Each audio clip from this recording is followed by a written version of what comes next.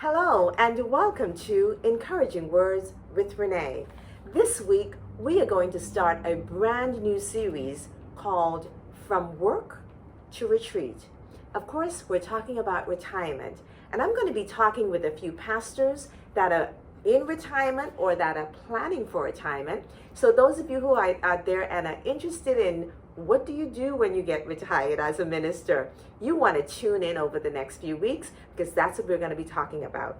And today I have a special guest, and his name is Bishop Ross Davis, and I'm going to tell you a little bit about him. Bishop Davis was saved at the tender age of 13, and he attended North Central Bible College in Minneapolis, Minnesota, where he obtained his bachelor's degree.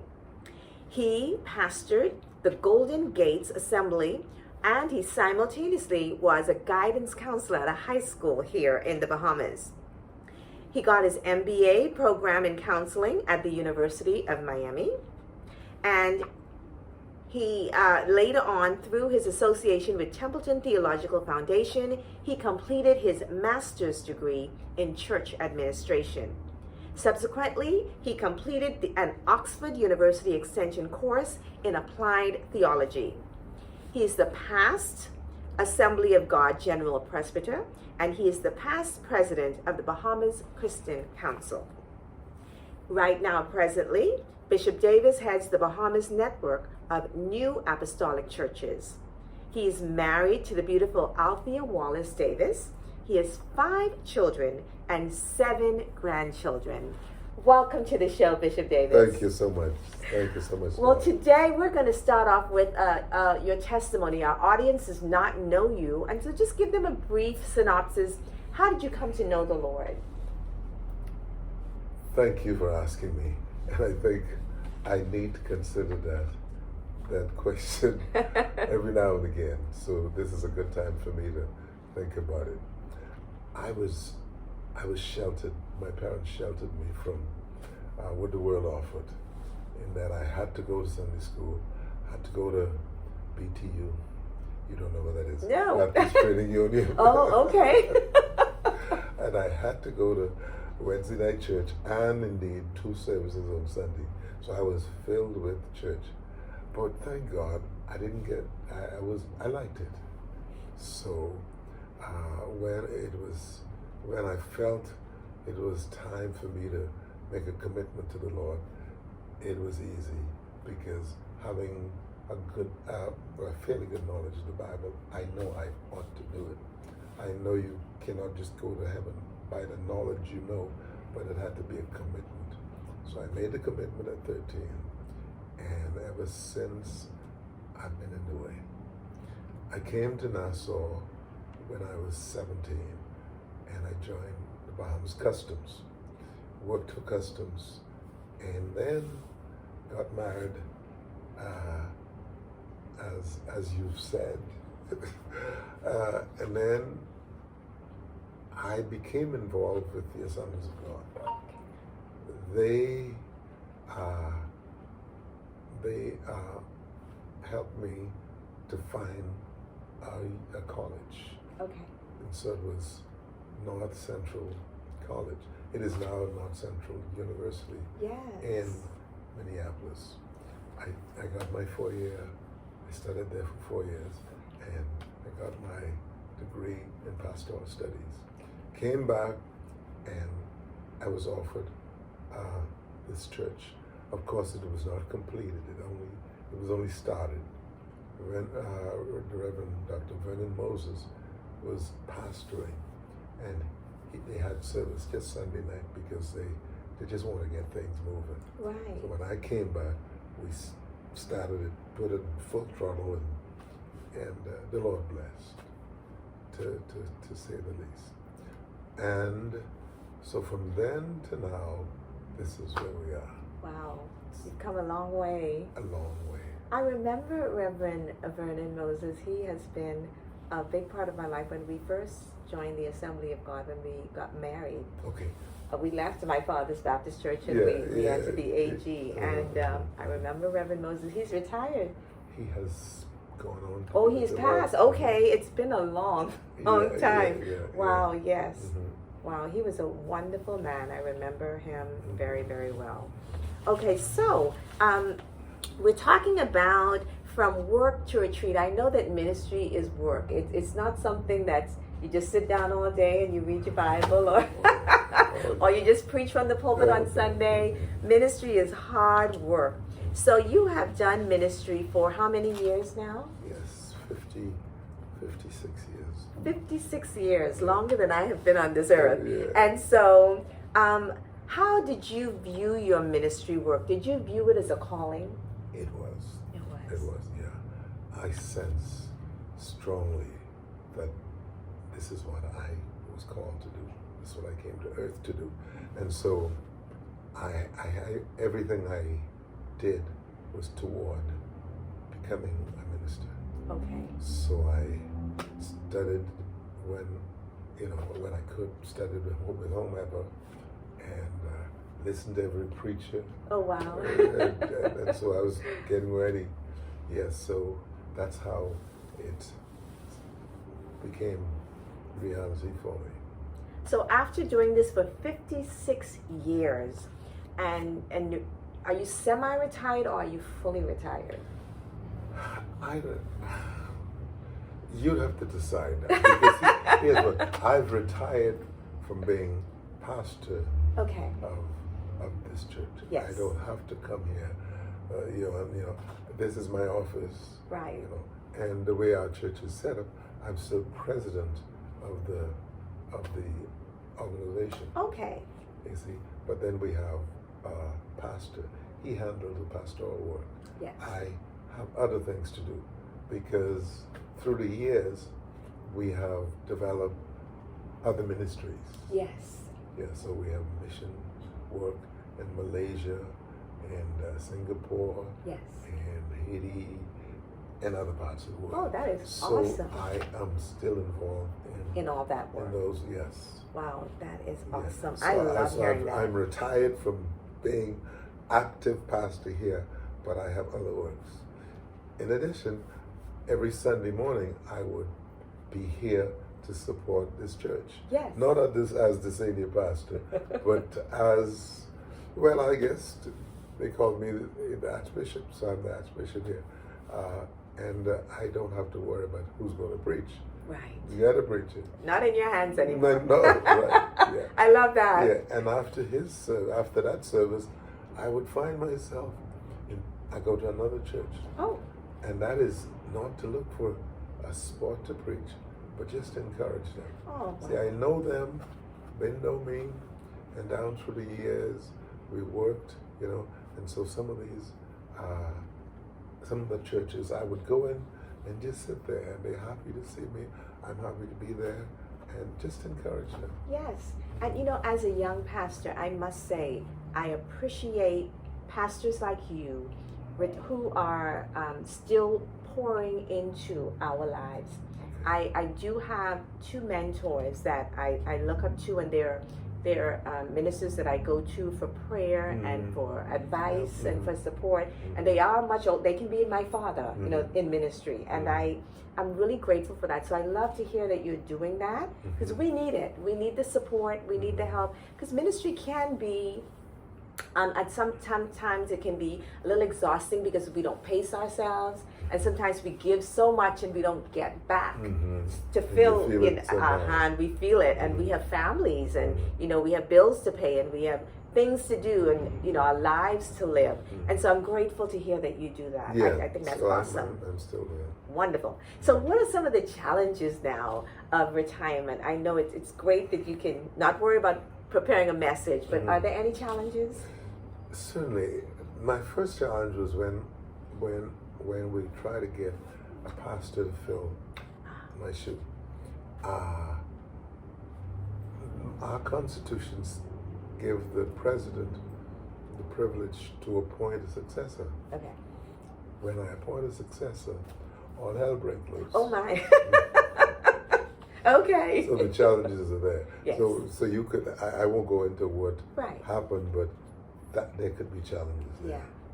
My second challenge, of course, was funding. Yes. Because as I was saying, we are so into what we're doing. We put everything we glean into the work, just so we can keep going. Yes. That's what I did. So when I retired, we had to consider, how am I going to live? Yes. The Lord worked it out. Wonderful. Yeah, and so it's not a problem. Good. It's not a problem, because how He worked it out, only He could have worked it out. God can do amazing God can things, do it. can He? Yeah, He really can. I really trust Him. Each day I trust Him. And I often think about that as a minister. What is going to happen in the next 10 years? How do I plan for my retirement? Well, let me tell you. First, you ought to know that that's a reality. So you must save some money.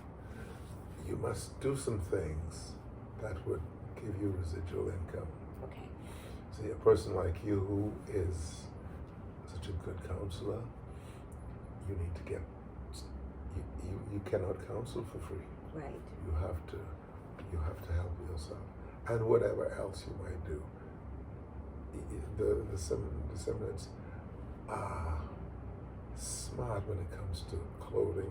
Well, let me not tell you what to do. But you're going to have to do it. Right. No, this is good. This is good. Save some money, because Yes. if you don't, you're going to find out that after you've retired, they don't want you to preach for them anymore, because they want somebody who could come up and burn the place down. Okay. When you reach retirement age, you could hardly cough. Yes. So save your money. Yes. Save some money. Get the bank to work with you, and make sure you have a good insurance. Yes. The earlier you start, the better, because the longer you wait to get started, the more expensive it will be. Okay. Yeah. So look out for yourself and those persons who you must care for. Well, thank you for that advice. Yeah, I appreciate that. I really do. You gotta, Okay. When you sought God guidance about the decision to retire, was that easy or was that difficult? it was easy, because I had, at that time, I was in my 70s. Oh, okay. So I had seen some things, done some things. So, not that I wanted to, Right. but my body was telling me something. Okay. Yeah. So I got sick once or twice, and I had to go to the hospital. And so I realized I cannot give these people what I would like for them to have. So I had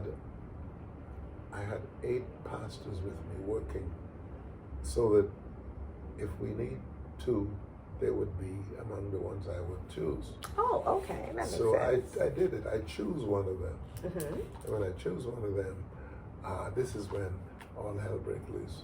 And so they kick up. But that's a part of life. That's a part of life. That's a part of life. Yeah. So I didn't let it bother me. Good. But what they did, they they took what they felt was theirs. Right. Okay. Yeah, and that's all I can say. Okay, about that. that's fine. Yeah, and so we had to deal with that. However, no one can take what's God's. No. And you better not take what's God's. No. So I never went in that direction. And so the church has not suffered, as I would say. Mm-hmm. The church is back. Good. Yeah. But one of the drawback, of course, was that this happened during COVID. Oh. So there was a downturn in the economy. Yes. And the attendance at church, and so in the middle of that. So by the time COVID was finished, there we had the result of COVID, and then the result of a shattered church. Yeah. But as I said, the Lord helped us to spring back, and we're doing well. That's awesome. Yeah, COVID really knocked a lot of ministries actually all over the world. All over the world. So that was really hard. A testing time for ministers. Mm-hmm. So what do you feel pastors or ministry workers need to do in order to retire? I know you mentioned, you gave some steps. You said doing the insurance, get your insurance, put some monies aside. Okay, the business good. What about emotionally? How do they deal with this emotionally? Because, when you're the leader, and everyone's looking to you. You give out the answers, you pay out the checks to the staff, you're the one, and then all of a sudden you're not the main person anymore. How do they deal with that mentally and emotionally? Well, you don't play God. If you don't have it, you say you don't have it. Okay. What you have, you give. And as you give, God will give back to you. Amen. But if anybody comes to this church for help or for handout, I point him to the man. And so the pastor, it's up to him. Yes. Gotcha. I got to do what I have to do. Still, because we have churches across the waters. Right. And people in various parts of the world, they still regard me as the Archbishop. Okay. So I got to help them. Yes. So I got to go visit them, and when I go visit some of these churches, they're not able to help you. Oh, that's true. So I got to go with something. Yes. With something. Okay. You see? So even these are some of the things that you got to be aware of. But if the Lord calls you, if he puts you in there, he will make a way. Doesn't he always? He will make a way. Always does. He will buy your ticket, and you may have a ticket that's third class, but when you get on that plane, somehow they put you where up to first class. First class. Oh yeah, I like that. Yeah. Upgrade. Yeah, upgrade. God will work for you. You know what God he does. Yeah, so it's not a drawback. Not a drawback. You get your bad days, but when you get your bad days, just say, somebody may have it worse than I do, so let me handle this. That's true. And you handle it like, come on. Oh, wow. In maturity, and you don't complain, and you just go through, and God will work it out for you. He will. Mm-hmm. Oh my gosh. God works it out for you. Give us a story. I love hearing stories, ministry stories of something that it happened to you during the time that you were still pastoring, and that impacted you for the rest of your life. To this day, you could remember. Man, I'll never forget when that happened. I want to hear one of those good old stories. I know you have a few in there. Well, I'll tell you what. Of a recent time, somebody came to kill us. Oh. Yeah. We were in a struggle, and a lady told her grandson that she wanted all the tithe she paid in this church. So the guy came in with a gun. And when he came in with a gun, my son, he didn't know what to do. So he called me and told me what happened. So I got in place, and I say, well, let's keep him downstairs. And he felt we were stalling him. Oh. So he came upstairs. Oh my. By that time, all my staff, and there was about 8 of us in here, and the door, he couldn't get in because the doors are automatic locks and stuff like that, but he was there with his gun, and he started pushing and he started cursing and stuff like that, and then suddenly he left, and when he left, he ran out to the streets out here. He was going down the road, and he saw a police car, and he was running, so the police saw something, so the police gave chase. Wow. He then fired at the police. Oh, wow. And the police fired at him, and he died right up there. Oh my God. Wow. Came here to get his mother's tithe money and ended up dying. Oh wow. That's an unforgettable story. Oh my God. I know that must have been traumatic. That was. But things like that, there were another time, some fellows were playing basketball out on the court, because we have a court out there. And as they were playing, a fight ensued, and the guy was shot. And so they called me before they called the police. I was here. So I rushed over there and I just got over him and ministered to him. And tell him, call on the Lord. Call on the Lord. And his last words, I told him, use those words to talk to Jesus. Because all I could do is take him there. Right. And I remember that quite well. Wow. I'll give you this last one. Yes, yes. Go ahead. This was a husband and a wife. And I know them very well. They were coming to the church. Mm-hmm. And the problem that they were having was so hard on her. She couldn't take it anymore. She said she was leaving. And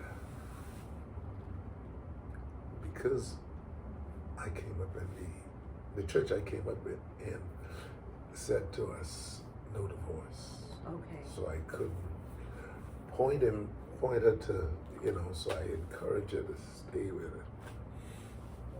And then one afternoon, my wife called me and says, did you hear that there was a shooting down at such and such a place? Because she knew where the girl, Right. And I said, what?